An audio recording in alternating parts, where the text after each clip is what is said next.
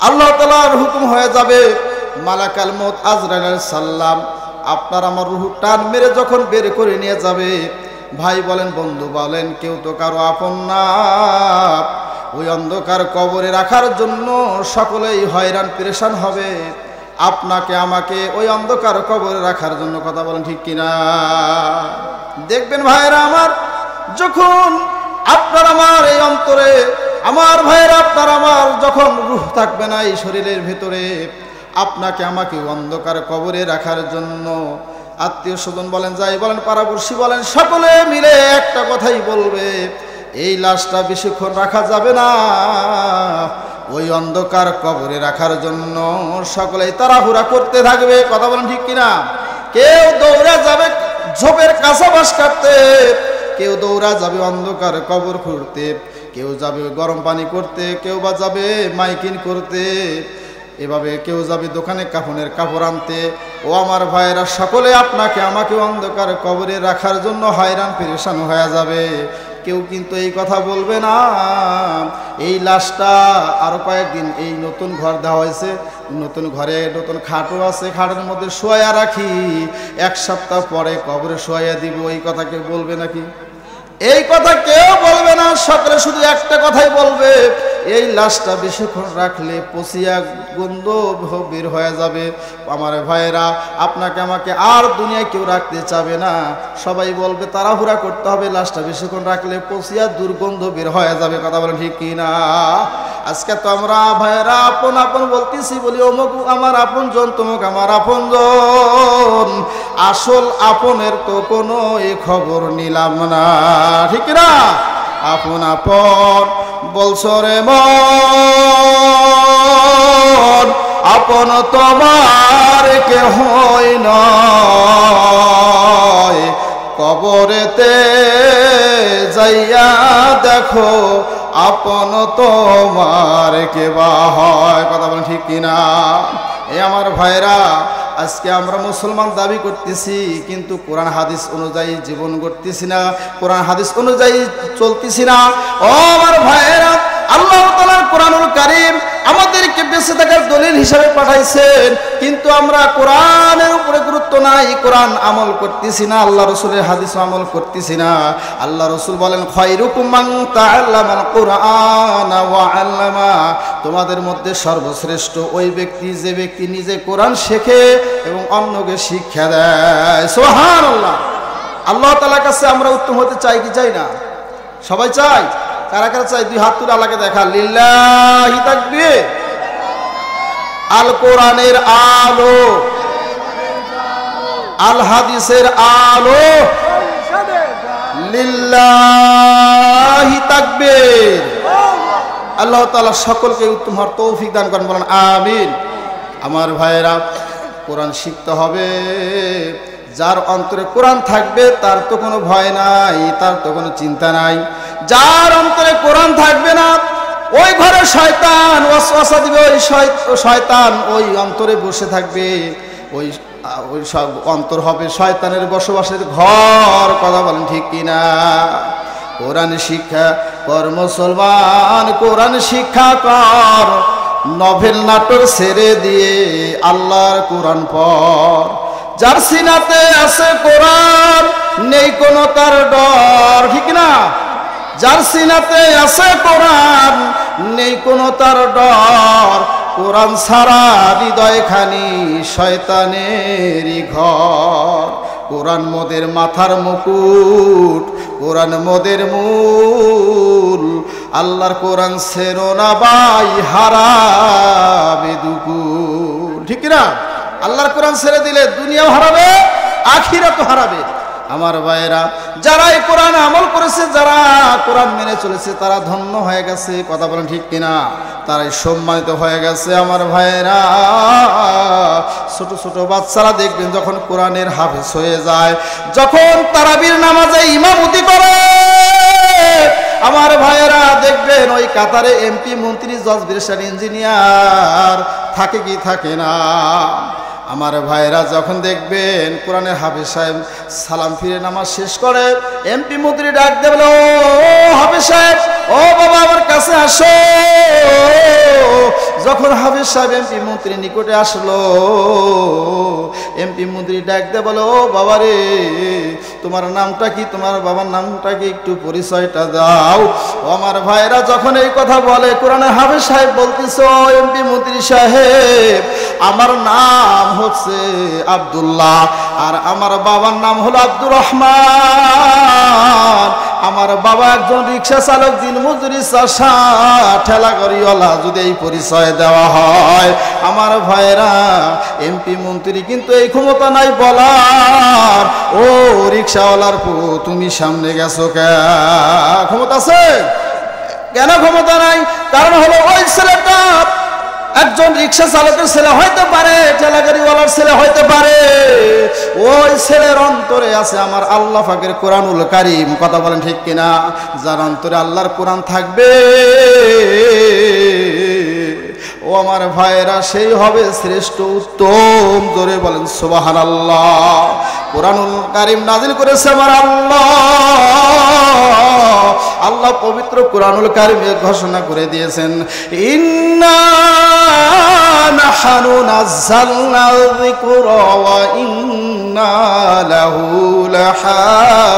লাহাফিজুন। আল্লাহু আকবার। সূরা হিজরের 9 নম্বর আয়াতে আল্লাহ তাআলা ইরশাদ করেছেন, কোরআনুল কারীম নাযিল করেছি আমি, আর এই কোরআনুল কারীম সংরক্ষণ করার দায়িত্ব আল্লাহ বলেছে আমি নিজেই নিছি। জোরে বলেন সুবহানাল্লাহ। কোরআনুল কারীম নাযিল করছে আল্লাহ, কোরআনুল কারীম হেফাজত করবে আমার আল্লাহ। আমরা যদি কোরআন মেনে নিতে পারি, কোরআন আমল করতে পারি, আল্লাহ আমাদেরকেও হেফাজত করবেন। কথা বলেন ঠিক কিনা? আল্লাহ তাআলা পবিত্র কোরআনুল কারীমে সূরা আর-রুম 47 নম্বর আয়াতে ঘোষণা করে দিলেন, ওয়া কানা হাক্কান আলাইনা নাসরুল মুমিনিন। আল্লাহু আকবার। ও আমার ভাইয়েরা, আল্লাহ বলে দিয়েছেন মুমিনদের উপরে বিপদ আসতে পারে, নিপীড়ন আসতে পারে। আল্লাহ বলেছে যতই বিপদ আসুক না কেন, যত নিপীড়ন আসুক না কেন, ওয়া কানা হাক্কান আলাইনা নাসরুল মুমিনিন, মুমিনদেরকে সাহায্য করা আল্লাহ বলেছে আমার জন্য ওয়াজিব হয়ে যায়। সুবহানাল্লাহ। এই জন্য ভাইয়েরা আমার, দুনিয়ায় থাকার জায়গা না, কখন যেন কার ওই অন্ধকারে কবরে শোয়ার ডাক এসে যাবে কেউ তো জানি না। আমার ভাইয়েরা এই কখনো কয়েকদিন জিন্দিগি, এই দুনিয়া থাকার জায়গা না। এই দুনিয়াতে এক সময় ছিলাম না, এখন আছি, আবার এক সময় থাকবো না, এটাই ছিল সত্য, ঠিক না? আমাদের পূর্বপুরুষ যারা দুনিয়া ছেড়ে অন্ধকার কবরে চলে গেছে, তারা তো আর দুনিয়ায় ফিরে আসে না, আসবেও না। আমরা ওই অন্ধকার কবরে যাত্রী রে ভাই, আমরা ওই অন্ধকার কবরে যাব, কেউ দুনিয়ার চিরদিন থাকবো না। আমার ভাইয়েরা একটু মনোযোগ দিয়ে শোনে একটি ঘটনা। আল্লাহর নবী মসজিদে নববীতে বসে আছেন। আমার ভাইরা এমন সময় আল্লাহর নবীর এক সাহাবী, আব্দুল্লাহ নাম সাহাবী, এসে বলে, আল্লাহর হাবিব আপনার কাছে আসলাম একটা প্রস্তাব নিয়ে। আমার বাড়িতে একটা মেয়ে আছে, পরহেজগার সুন্দরী আমার মেয়েটা পর্দাশীল, বিবাহর উপযুক্ত হয়ে গেছে, অনেক বিবাহের প্রস্তাব আসে, কিন্তু আমার মেয়েটা বিবাহ বসতে রাজি হচ্ছে না। ওগো আল্লাহর হাবিব, আপনি যদি আমার বাড়িতে যাইয়া আমার মেয়েটাকে একটু বুঝাইতেন, আমি ধন্য হয়ে যাইতাম। ও আমার ভাইয়েরা, এবার আল্লাহর নবী বলতেছে, ও সাহাবী যাও, আমি তোমার বাড়িতে যাব। আল্লাহর নবী সাহাবী আব্দুল্লাহর বাড়িতে গেলেন। যাওয়ার পরে এক রুমে বসে, অন্য রুমে সাহাবী আব্দুল্লাহর মেয়ে বসে আছে। আল্লাহর নবী বলেন, ওগো আমার প্রিয় সাহাবী আব্দুল্লাহর মেয়ে, তুমি তো বিবাহের উপযুক্ত হয়ে গেছো, তোমার আব্বা জান বলেছে আমার কাছে। ওগো আমার প্রিয় সাহাবীর মেয়ে, তোমার কাছে নাকি অনেক বিবাহের প্রস্তাব আসে, তুমি নাকি বিবাহ বসতে রাজি হচ্ছ না, কারণটা কি? ও যুবতী বলো। এবার ওই ঘর থেকে আব্দুল্লাহর মেয়ে যুবতী বলে, আল্লাহর হাবিব আমি বিবাহ বসতে রাজি হব, আমার 3টা শর্ত আছে। এই কথা বলার সঙ্গে সঙ্গে আল্লাহর নবী বলেন, ও যুবতী মেয়ে, বলো তোমার 3টা শর্ত কি? এবার ওই ঘর থেকে যুবতী মেয়ে বলছে, গো আল্লাহর হাবিব, আমার 3টা শর্ত হলো, যেই যুবক প্রতিদিন আল্লাহর কোরআনুল কারীম প্রতিদিন একটি করে খতম করিবে, ওই যুবকের সঙ্গে আমি বিবাহ বসতে রাজি। সুবহানাল্লাহ। ও যুবতী, তোমার 2 নম্বর শর্ত কি? এবার যুবতী বলে, গো আল্লাহর হাবিব, আমার 2 নম্বর শর্ত হলো, যে যুবক প্রতিদিন তাহাজ্জুদের নামাজ, সারা রাত তাহাজ্জুদের নামাজ পড়বে, ওই যুবকের সঙ্গে আমি বিবাহ বসতে রাজি। 3 নম্বর শর্ত, যে যুবক সারা বছর রোজা রাখতে পারবে, ওই যুবকের সঙ্গে আমি বিবাহ বসতে রাজি আছি। আল্লাহর নবী প্রস্তাব নিয়া এবার আসহাবে সুফা মাদ্রাসায় চলে গেলেন। আল্লাহর নবী ডাকতে বলেন, ও যুবক তালেবে ইলম ছাত্ররা, কোথায় তোমরা? আসো, আমার নিকটে আসো। এবার ছাত্ররা যখন, যুবক ছাত্ররা আল্লাহর নবীর সম্মুখে চলে আসলো, আল্লাহর নবী বলে, ওগো যুবক তালেবে ইলম ছাত্ররা, তোমাদের কাছে আমি একটা পয়গাম নিয়ে আসছি, একটি প্রস্তাব নিয়ে আসছি। আমার এক সাহাবী, প্রিয় সাহাবী আব্দুল্লাহর ঘরে সুন্দরী একজন পরহেজগার মুত্তাকিন মেয়ে আছে, বিবাহের উপযুক্ত হয়ে গেছে। আমি ওই মেয়ের বিবাহর ঘটকালি করতে আসছি। গণ সুবহানাল্লাহ। আল্লাহর নবী ঘটকালি করেছেন, ঠিক কিনা? ঘটকালি করা সুন্নত, কিন্তু এই নয় যে এ পাশেও কাটা খাইয়া মায়ের দিবেন, ও পাশেও কাটা খাইবেন, তাহলে কি সুন্নতাতে হবে? বর্তমান যুগে তো আমাদের তাই অবস্থা, ঠিক কিনা? দেখবেন একবার পড়ছি, যদি এক মেয়ে বিবাহের উপযুক্ত হয়েছে, যদি বিবাহের প্রস্তাব আসে, কিভাবে চেষ্টা করা যায় ওই মেয়ের বিবাহটা ভেঙে দেওয়া, কথা বলেন ঠিক কিনা? আমরা এটা নিয়ে ব্যস্ত আছি কিনা? আজকে ইসলামের দিকে কিভাবে আমরা ইসলামকে আগায় নেব? আমাদের এক হইতে হবে। মুসলমান আমরা, হিংসা চলবে না, ঠিক কিনা? গীবত চলবে না। আল্লাহ রাসূল বলেছেন, আল গীবাতু আশাদ্দু মিনাজ জিনা, গীবত হচ্ছে জিনার চেয়ে মারাত্মক গুনাহ, কথা বলেন ঠিক কিনা? আজকে দেখবেন হোটেল, রেস্তোরাঁ, হাট বাজারে যেখানে যাবে খালি গীবত আর গীবত, অন্য ভাইয়ের ভালো চায় না, খালি গীবত, খালি পরনিন্দা, কথা বলেন ঠিক কিনা? গীবত গাইতেছি, মানুষের খালি ক্ষতি করতেছি, ক্ষতি, এটা মানুষের ক্ষতি করতেছি না, আমার নিজের ক্ষতি আমি নিজেই করতেছি, ঠিক কিনা? আমার আবার একটু গভীর মনোযোগ। হোটেলের মধ্যে আপনার আমার ভাইয়ের আমার খালি দেখবেন গীবত চলতেছে, একজন মৃত্যুবরণ করছে, তারও গীবত গাইতেছে। আমার ভাইয়েরা দেখবেন এক বাড়িতে যখন আগুন লেগে যায়, ওই আগুন নিবানোর জন্য পানির দরকার না কেরোসিনের দরকার? বলেন, পানির দরকার না? কিন্তু যদি পানি না দিয়ে যদি কেরোসিন দেই, তাহলে কি আগুন নিভবে না বাড়বে? কিন্তু আমরা আজকে দেখতেছি এরকম, মানে একজনে হিংসা, মানে গীবত গাইতেছে, আর একজন গীবত বন্ধ না করে ওখানে গীবত, যেরকম আগুন ধরছে, পানির পরিবর্তে কেরোসিন দিলে আগুন দাও দাও করে জ্বলে, ওরকম আমাদেরও হয়েছে কি, একজন গীবত গায় আর ওই গীবতটাকে আরো বাড়ানোর জন্য আমরা ওখানে আরো যোগ দিই, ঠিক কিনা? আমাদের উচিত হচ্ছে এক ভাই গীবত গাইতেছে, ওখানে গীবতটা বন্ধ করা। ভাই একটু মনোযোগ। সিনেমা হল যদি একটা অন্ধ তার বন্ধুর সাথে দেখতে যায়, বন্ধু সিনেমা হল দেখতেছে, অন্ধ কি সিনেমা হল দেখতে পারে? কথা বলেন না কেন?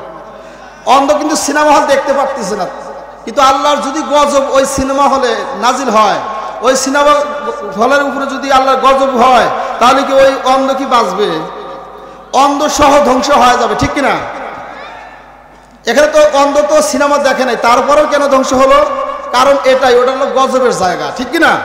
গজবের জায়গায় আপনি পিসাব হন আর যাই হন, আপনি ওখানে যাবেন তো আপনি সহ ধ্বংস হয়ে যাবেন, ঠিক কিনা? এই জন্য খেয়াল করতে হবে কোনটা রহমতের জায়গা, কোনটা গজবের জায়গা। এই যে আজকের মাহফিল, এটা রহমতের জায়গা, এইখানে মানুষ আসতে চায় না। কোনটা গজবের জায়গা আছে, ওখানে মানুষ দেখবেন খালি ধুমধারাক্কা, মানুষ ধাক্কায়াও মানুষ সরাম জানা, ঠিক কিনা? ওই জায়গায় মানুষ হুলস্থির পারাপাড়ি, গজবের জায়গায় ঠিকই মানুষ ভরপুর, কিন্তু আজকালে দেখা যাইতেছে রহমতের জায়গায় কোনো মানুষ নেই, কথা বলেন ঠিক কিনা? এইখানে আজকে কোরআন হাদিসের আলোচনা হচ্ছে।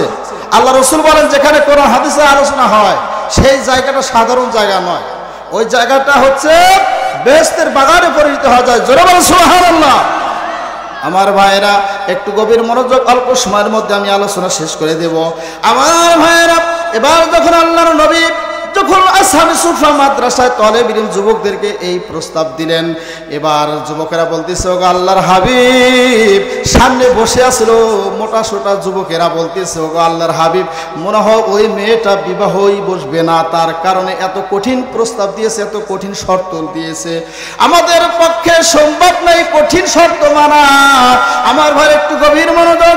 এবার পিছন থেকে একটা হালকা পাতলা যুবক দাঁড়িয়ে বলে ইয়া রাসূলুল্লাহ ইয়া হাবিবাল্লাহ, লাব্বাইক ইয়া রাসূলুল্লাহ ইয়া হাবিবাল্লাহ, ওগো আল্লাহর হাবিব, আমি ওই মেয়ের 3টা শর্ত মেনে নিতে রাজি আছি। গণ সুবহানাল্লাহ।